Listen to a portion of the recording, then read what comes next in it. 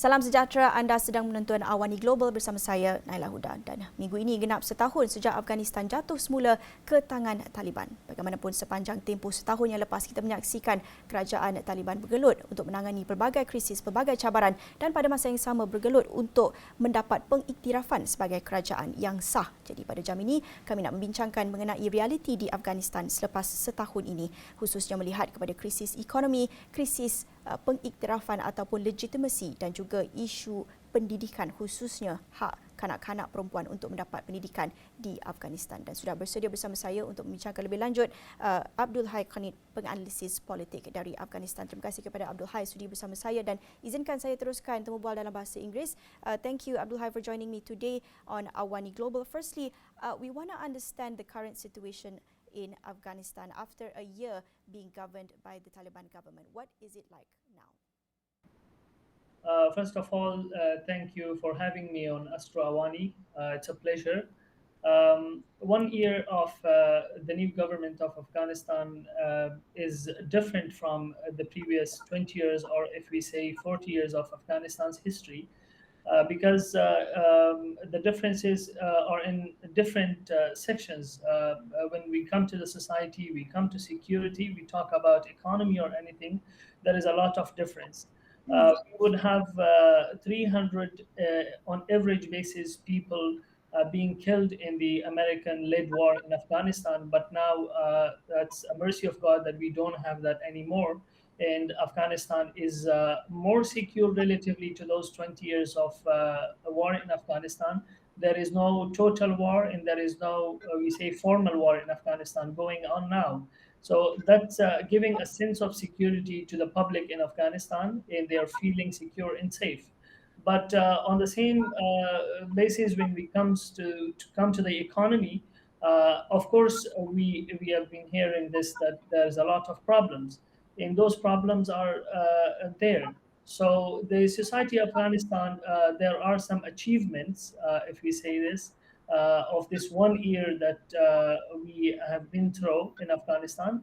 And there are some challenges that people are facing. The biggest challenge is the challenge of economy, the challenge of women rights, and other challenges that the society faces. But at the same time, we cannot ignore the achievements of this 1 year. The biggest achievement that the people have got back their right to life. There is no bombings happen. There is no insecurity, a formal war where people would be killed when they leave the city and go to the outskirts. So this is a big, I would say, achievement that Afghan society had. I want to talk about specifically just the past 1 year. I know you mentioned about the achievements that's been seen in the past year, but besides that, we want to look at the overall developments since Taliban started to govern Afghanistan again since 15th August of last year.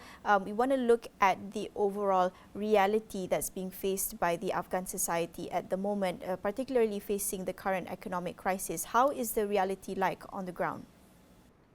One thing we should mention here, that reports came out with the fall of the previous government, that by mid of 2022, around 70% or 80% of Afghans would be starving, or maybe 3 million of children would be not having proper food. Some reports have revealed that 19 million people would face humanitarian problems. But actually, these statistics are not correct.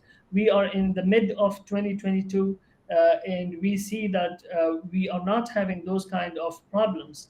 I see the Afghan society. I've been living here for this 1 year, and I see the poverty. No one can deny that there is poverty, but not to the extent that is exaggerated by some international organizations.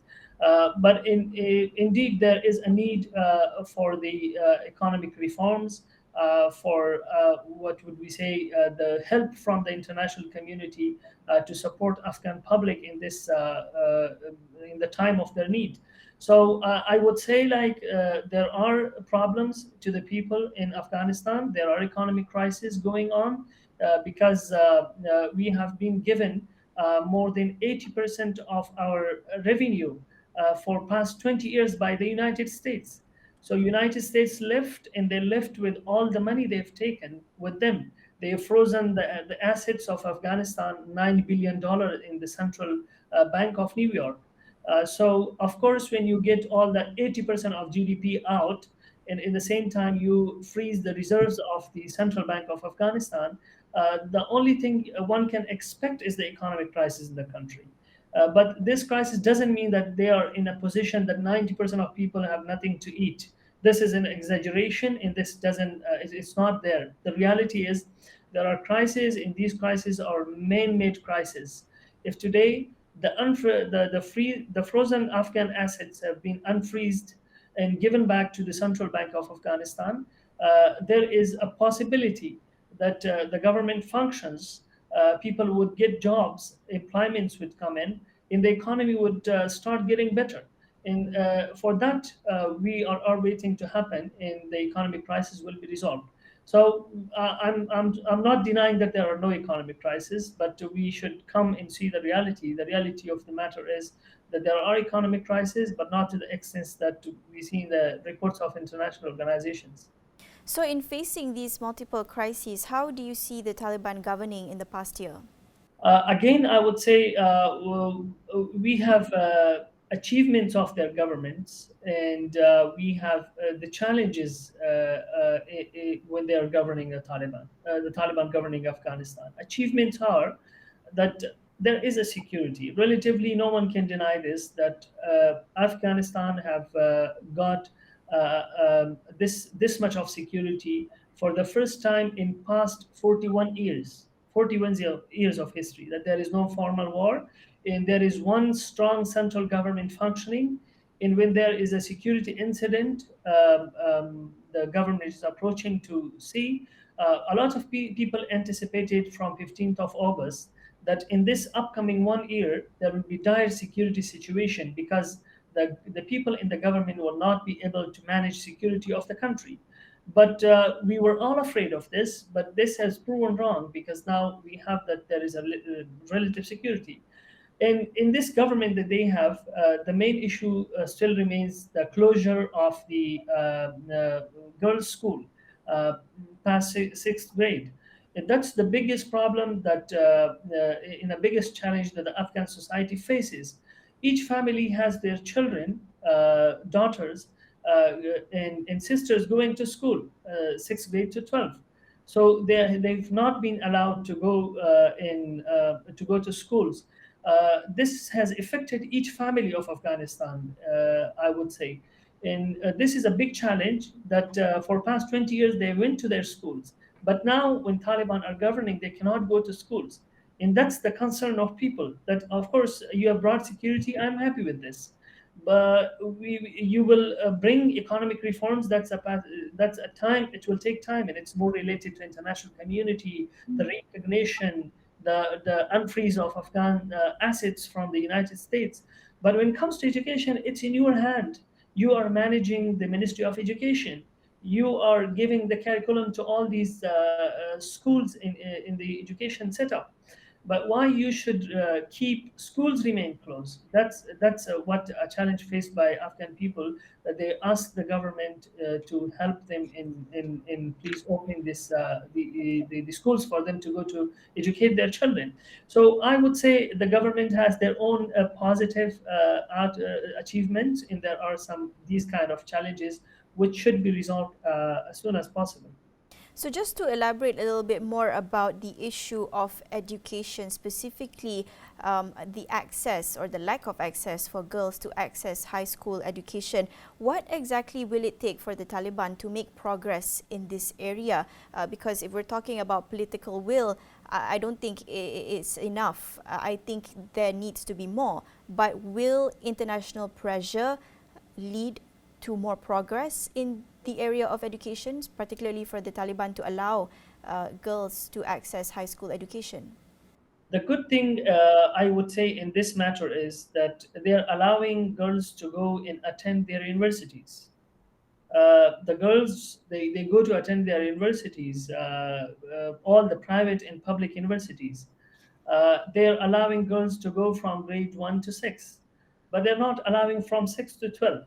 The problem in many of the provinces, I would say like 5, 6 provinces, even girls are allowed to go from 6th to 12th grade. There is, I think, a need to announce this from the government side, that all girls can have access to education in all provinces of Afghanistan. This have not been done. So the problem is that international pressure from one side is actually making Taliban be more reactive. That's making the matter more worse. But convincing Taliban is one thing. The convince could happen in this works, especially from the countries where they have a soft image in Afghanistan, especially Islamic countries who have an influence in the Afghan public, and they have an influence on the leadership of Taliban, and they have relations with them for a long, long time. They can come out and talk to them, convince them, and debate with them to give this right to Afghan girls as soon as possible. But if this is in the leadership of the Western side, I think this would make Taliban like more reactive, that as if they're imposing something on them. In the attitude of these kind of military or insurgent organizations are that they do not actually bend down to these kind of impositions. So with the advisory, with advocacy, and with convincing them to do this, I think would work, and this should happen from friendly countries around Afghanistan, in those countries in the world who can convince them to do this. But I can sense this, that now with the exit of United States from Afghanistan, in that region, of course, the new government will be looking forward. This is what we sense now, that they will be looking forward to have more relations with the Eastern Bloc. I mean Russia and China, instead of the United States. This is, of course, very normal because we live in that region. So for us, the first thing in our foreign policy should be having good relations with our neighborhood first, and then with the big powers who are in our neighborhood. And later it comes to conduct foreign policy positively with countries like European countries in United States. So I think there will be more influence of the Eastern Bloc on the current government than the Western one. And one argument in this sense is that there was a war between the Taliban and the Western side for 20 years. So there is no trust between them. There's a gap and trust deficit between them, and it will need a time to build this trust with each other, which would, I think, at the end of the day, come to have like formal relations between each other. But until that time, the government cannot wait. They have to have relations with countries and conduct foreign policy. For them, the best choice remains to have good relations with the countries in the region. And that's a good thing on our side, that the neighborhood of Afghanistan is giving a lot of importance to Afghanistan now, because they can see that they can connect this region and integrate Afghanistan in it when there is a security. So mostly you would see that these regional countries are not focusing on the challenges the Afghan society are facing. Like they don't talk much about the education and those stuff, because they are more concerned about there is security in their own economic interest, that Afghanistan can play a strategic role in connecting the South Asia with Central Asia, or if we say Middle East from Iran side to Central Asia and South Asia. So this strategic location of Afghanistan have made the neighborhood around to look at Afghanistan from the angle of their own economic interests. Like we have a gas supply line coming from Turkmenistan to Afghanistan, to Pakistan, and then to India. This is called a TAPI gas pipeline. This TAPI is important for all these four countries. So for that purpose, India is coming forward to have good relations with the new government, and they have opened their embassy. Now, 3 days ago, they have actually sent more diplomats to their embassy in Kabul. So this is giving one a sense that Afghanistan is slowly integrating into the region. Before, when the United States was there, we were unable to have good relations with China, with the Central Asian states, with Russia, with Iran, because we had a security deal with the United States, which is a bloc against this Eastern Bloc. So we were actually disintegrated from our own region, from our own neighborhood. Now, I think I see the sense that Afghanistan slowly integrating into the region, and this is a positive step.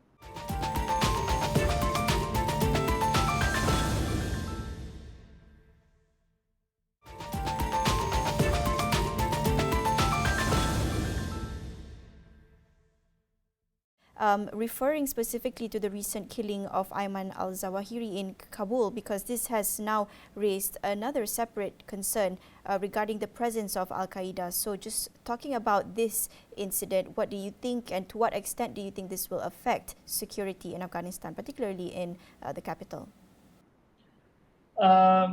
The killing of Zawahiri is a claim made by the administration of the United States. The government on the Afghan side have said that they have actually entitled a commission which will work on it, and that commission will share the results of this report and results of commission with the media. So the commission have not actually given the results and reports of this incident to us, to us or media or people.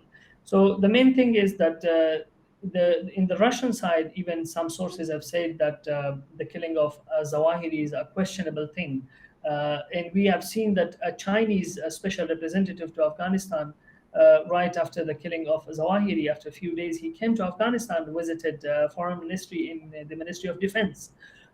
That means that they want to know whether this thing was a reality or not.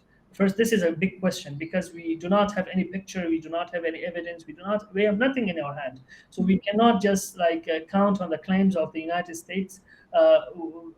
In the past, in the history, the United States have been making a lot of claims. We remember the claim of weapons of mass destruction in Iraq, for which the United States have fought 10 years of war, and there was no weapons of mass destruction with Saddam Hussein. But that time, the whole international community has accepted, and they've given a legitimacy of U.S. war in Iraq. So I think this is first to be seen whether this thing is a reality or it's a stage drama. That would come out after some time. Secondly, the United States itself stated, the spokesperson of the Pentagon yesterday, that Afghanistan is not a security threat. Ayman al-Zawahiri was one person. We have killed him, and without that, Afghanistan is not a haven of what they call terrorists or anything. So they say Afghanistan is safe and there is no attack coming on United States for their own security reason. They were saying this. And it means that United States, China, Russia, and all these big powers understand that Afghanistan, if one thing one can say positively about this country for the past 1 year, is the security only. And that's a big achievement that everyone in the region endorse. China endorsed it, Russia endorsed it. So I think from security perspective, when there is a political will with this kind of strong central government in Afghanistan, this has been the case in the past in the history of Afghanistan. That when there is a strong government in the center of Afghanistan, they were able to have this to actually hold the security of the country. Second, very important point in the security is that this government has very strong religious legitimacy from the people because it's a religious government. So in Afghanistan, all the time when rebellion is happening, it's happening with the justification of religion. And against this government, it is almost impossible that someone brings the religious justification to fight against, because they themselves are hawk religious people. So that's the purpose that we can see that in future there may not be a potential big security threat in Afghanistan. Okay, it's interesting that you mentioned legitimacy because this brings me to my next question, not among the Afghan people, but specifically Afghanistan's relations with other countries. So going back to what you said about how other countries can play a role, I want to look at specifically the role that Malaysia is trying to play here, because we've seen in the past year Malaysia taking this approach towards the Taliban government by having several meetings now between our foreign ministry and with the Taliban, as well as some efforts to send humanitarian aid to the country as well. How do you see Malaysia's approach towards the Taliban government by, I guess I would describe this as being a rather careful move to at the same time support in terms of sending humanitarian aid, but at the same time still remaining careful in legitimizing the Taliban government? Surely this is something that's been considered by other countries as well, but how do you see specifically Malaysia's role? I think with the current government, all the countries in the international system, they have only one choice, and that is the engagement. If countries engage more with the current government, there is more possibility that they will be convinced to what the international community wants from them. So that's the only way everyone should conduct foreign policy with the current government of Afghanistan, and that's what even the United States, the arch rival of the Taliban, they're doing it. They're doing engagement. They're sitting with them. They talk about the frozen assets. They talk about the a lot of security issues and other issues, and that's what all the region is doing with the current government. So I think Malaysia is also, it's positive for Malaysia to take this approach of engagement with the current government. Humanitarian aid is with the people of Afghanistan. That's very welcoming from Afghan people. Malaysia has this very positive posture in Afghanistan, a very soft one, very positive, and very, I would say, the people welcome the name of Malaysia, and they look at Malaysia as one of countries who have helped Afghanistan in its difficult times, and who have not involved in our internal affairs. This is very important for Afghans. The Malaysian side have never dictated what Afghans should do and what they shouldn't do, and that's created a very good, I would say, soft power for Malaysia in Afghanistan. I think it's better to have more engagement with the people of Afghanistan, with the government, and also think about how the Malaysian side, as an Islamic country and as a majority Muslim country, can manage to have an influence on the Taliban in terms of education for girls, in terms of work for girls in Afghanistan, because Malaysia is famous in Islamic countries where a lot of women are working and they're getting educated, and it's a successful experience. This experience should be taken to Afghanistan as well. But that can only be happen with more engagement and more relations with the government, more discussions and debates. And I think this is a very good pragmatic approach. Now, we are running a little bit over time, but I do just want to ask you one last question on the question of, or the issue of legitimacy, because you mentioned how the Taliban has relative sort of gained relative legitimacy from its people. How do you see the future of democracy in Afghanistan, just in short, to wrap things up? It's a very tough question because Taliban is not a democratic movement. They see themselves, that's a brand of an Islamic system which doesn't contain democracy in a sense we know the democracy in the world.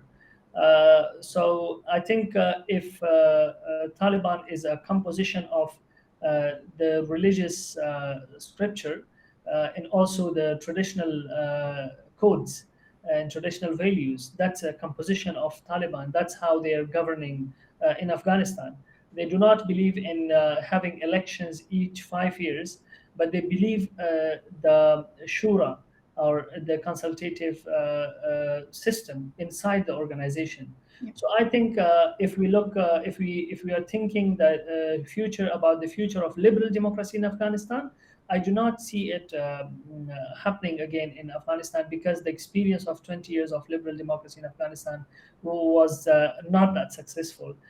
So I think there is a need of a new approach in Afghanistan, whether in a kind of political system where their religious values and traditional values are composed and integrated. in a kind of society is given to Afghan people with whom they are happy, they are prosperous, and they can develop their country. I think that's very important for everyone. Plenty more I'd like to discuss with you, but unfortunately that's all the time that we have. Thank you so much for your time and for your insight today. Itu saja perkongsian untuk Awani Global pada jam ini. Terima kasih kepada Abdul Hai Qanit sudi berkongsi sedikit pandangan mengenai dengan ulang tahun sejak Taliban menguasai Afghanistan. Itu saja untuk Awani Global jam ini bersama saya Naila Huda. Salam hormat.